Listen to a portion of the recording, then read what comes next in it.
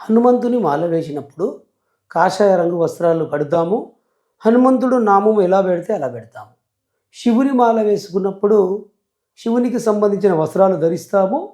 శివునికి సంబంధించిన రుద్రాక్షలు వేసుకుంటాము. శివుడి విభూతి ఉంటుంది కనుక లింగానికి కానీ శివునికి కానీ విభూతి ఉంటుంది కనుక విభూతి పెట్టుకుంటాం. ఇలా మరి గోవిందమాల వేస్తే కూడా నామాలు 3 నామాలు పెట్టుకుంటాము. పసుపు కలర్ వస్త్రాలు ధరించుకుంటాము. ఎందుకంటే వెంకటేశ్వర స్వామికి 3 నామాలు ఉంటాయి కనుక ఇక్కడ నటిస్తాం. అయ్యప్ప విషయం వచ్చేసరికి అయ్యప్ప విగ్రహానికి నామాలు ఉంటాయి. అంటే శ్రీచూర్ణం, శ్రీ మహావిష్ణువు ఎలా పెడతాడో శ్రీచూర్ణము అలా ఉంటుంది. అంటే విష్ణుతత్వం కొనసాగుతూ ఉంది అయ్యప్పకు 90% విష్ణువులో 90% విష్ణుతత్వమే కనిపిస్తుంది. అంటే నామాలతో యుక్తంగా నేనేమంటున్నానంటే శివమాల వేసినప్పుడు విభూతి పెడుతున్నాడు శివమాల వేసిన వ్యక్తి. గోవిందమాల వేసినప్పుడు నామాలు పెడుతూ ఉన్నాడు. హనుమన్మాల వేసినప్పుడు కూడా నామాలు పెడుతున్నాడు. శివమాల వేసినప్పుడు విభూతి పెడుతున్నాడు. కానీ అయ్యప్ప మాల వేసినప్పుడు అయ్యప్పకు ఎలా నామం ఉంటే అలా నామం పెట్టడం లేదు. అని ఇది నామాల పంచాయతీ కాదు. అది బొట్టు పెట్టుకున్నా, నామం పెట్టుకున్నా, విభూతి పెట్టుకున్నా, హిందూ సాంప్రదాయకర ప్రకారంగా ఏ నామం పెట్టుకున్నా పర్వాలే. నేనేమంటున్నానంటే అయ్యప్పకు అంటే విగ్రహానికి అయ్యప్ప ఏ ఫోటోకు కానీ నామం ఉంటుంది. అయ్యప్పకు ఎలా ఉంటే అలా పెట్టాలి.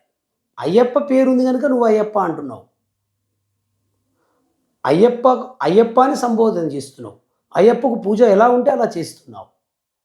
అన్ని విధాలుగా అయ్యప్పను ఫాలో అవుతున్నావు. కానీ అయ్యప్ప స్వామిని అయ్యప్ప విగ్రహానికి ఒక రకంగా, ఫోటోలో అయ్యప్ప రూపానికి ఒక రకంగా నామం ఉంటే మాల వేసేటటువంటి వాళ్ళు వేరే రకంగా నామం పెట్టుకుంటున్నారు.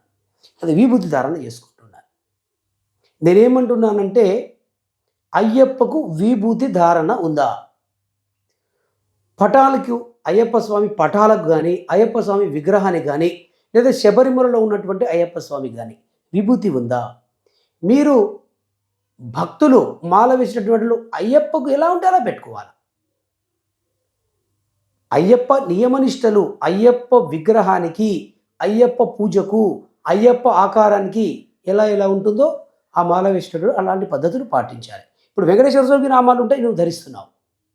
శివునికి విభూతి నువ్వు ధరిస్తున్నావు. మరి అయ్యప్పకు ఏముంటే నువ్వేం పెట్టుకుంటున్నావు? అయ్యప్పకు ఇలా ఉంటే నువ్వు ఇలా పెట్టుకుంటున్నావు. ఇది అడ్డనామాలు నిలువు నామాల పంచాయతీ కాదు. కానీ నువ్వు పూజించే భగవంతుని మీద నీకే నమ్మకం లేదు. అంటే నువ్వు పూజించే భగవంతునికి ఒకలాగా నీకు ఒకలాగా ఉంది. నామం ఏదో పెట్టుకున్నా ఓకే, ఇది నామాల పంచాయతీ కూడా కాదు. నేనేమంటున్నానంటే భగవంతునికి ఏ రకంగా ఉంటే నువ్వు అలా ఫాలోగా, భగవంతునికి ఏది ఇష్టమైతే నువ్వు అది చేస్తున్నావు. ఇప్పుడు విష్ణుదేవునికి తులసి అంటే ఇష్టం పెడుతున్నావు. శివునికి బిల్వదళాలు అంటే ఇష్టం అంటే పెడుతున్నావు.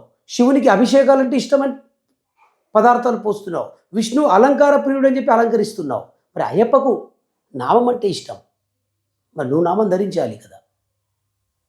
మరి ఎందుకు ఇలా వచ్చింది అంటే దీక్ష కనుక. ఇప్పుడు ఆలయ పూజారులకు కానీ ఇతర సాంప్రదాయాల్లో ఉన్నటువంటి అది సంబంధం కాదు. ఇక్కడ దీక్ష ఉంటున్నారు కనుక అయ్యప్ప మాల వేస్తున్నారు 41 రోజు. అయ్యప్పకు ఎలా నామం ఉంటే మీరు అలా నామం పెట్టుకోవాలి.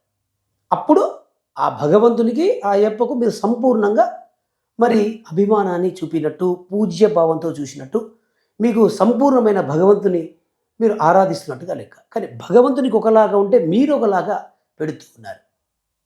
మన హిందూ సాంప్రదాయంలో అనేక రకాల నామాలు, త్రిపుండ్రాలు, ఊర్ధ్వపుండ్రాలు, రకరకాల నామాలు, బొట్టు పెట్టుకునేటువంటి రకరకాల సాంప్రదాయాలు ఉన్నాయి, కాదంటలేదు. కానీ అయ్యప్ప మాల వేసేటటువంటి వాళ్ళు అయ్యప్పను ఆదర్శంగా తీసుకోవాలి. శివకేశవుల సంబంధం అన్నప్పుడు మరి అయ్యప్పకు విభూతి ధారణ పటంలో ఉన్నా కానీ, విగ్రహంలో ఉన్నా కానీ మనం ధరించవచ్చు. అయ్యప్ప విగ్రహానికి నామం ఉన్నది, కానీ అయ్యప్ప మాల వేసేటటువంటి వాళ్ళు అడ్డనామాలు పెడుతూ ఉన్నారు. అడ్డనామాలు పెట్టినా నిలునామాలు తప్పు లేదు. కానీ మీరు ఆరాధించేటటువంటి దైవానికి ఒకలా నామం ఉంటే మీరు ఒకలాగా నామ ధరిస్తున్నారు. అన్నీ అయ్యప్పకు సంబంధించినవి అన్నీ ఫాలో అవుతున్నారు ఒక నామం విషయంలో తప్ప. ఇది ఇరుముడి సినిమాలో కూడా మనకు కనిపిస్తూ ఉంది. ఇది ఎలా జరిగిందో, ఎక్కడ జరిగిందో అనేది మనకు అర్థం కావడం లేదు. కానీ ఇది దేశంలో ఉన్న అయ్యప్పలు అంతా కూడా ఇట్లా విభూతి ధరించుకుంటున్నారు. అయ్యప్పకు అలా లేకుండా ఉంటుంది. శబరిమలలో చూసినా మీరు ఏ ఫోటోకు చూసినా అయ్యప్పకు శ్రీచూర్ణమే ఉంటుంది. మళ్ళీ అది కూడా శ్రీ మహావిష్ణువుకి ఏదో కుంకుమ అట్లా కూడా కాదు, శ్రీచూర్ణమే. శ్రీ మహావిష్ణువుకు శ్రీచూర్ణం ఎట్లా ఉంటుందో ఆయన కూడా ఇట్లా 3 నామాలు ఉండి శ్రీచూర్ణం ఉంటుంది. అయ్యప్పను మీరు ఫాలో కావాలని చెబుతూ ఉన్నాం. ఇరుముడి సినిమాలో కూడా అలానే కంటిన్యూ అయ్యింది. ఇది ఎక్కడ పొరపాటు జరుగుతుంది అంటే, మాల వేయించేటటువంటి వాళ్ళు వారికి ఎలా ఉంటుందో అలా ధారణ చేస్తున్నారు. ఇక్కడ మాల వేయించేటటువంటి వాళ్ళు కాదు, గురువులని కాదు, ఇతరులని కాదు, మీరు పూజించేటువంటి అయ్యప్ప విగ్రహానికి ఎలా ఉందో మీరు దాన్ని ఆదర్శంగా తీసుకోవాలి అనేది. శివకేశవుల సంబంధము, హరిహర సుతుడు, శివుని పోలికలు ఉంటాయి, విష్ణు పోలికలు ఉంటాయి, అది కాదనడం లేదు. శివకేశవులు ఇద్దరు కలిసిన అయ్యప్ప వచ్చి ఉంటాడు. అది కూడా ఆ ఆ యొక్క రాక్షసుడు శివకేశవులకు ఎవరైతే పుడతారో వాళ్ళ ద్వారా నేను మరణిస్తాను అని కోరిక కోరుతాడు. వాళ్ళు ఎప్పుడు కలవరు, వారికి ఏ సంతానం రాదు, వారు ఇద్దరు మగవాళ్ళు అని ఆయన కోరిక కోరుతాడు. ఇది లోక కళ్యాణార్థమై ఆ రాక్షసుని సంహరించడానికి వీరిద్దరూ ఒకటిగా మారి వీరి కలయికలో అయ్యప్ప పుట్టడము, రాక్షస సంహారం జరగడము, ధర్మాన్ని రక్షించడము అనేది మనం చూస్తూ ఉన్నాం.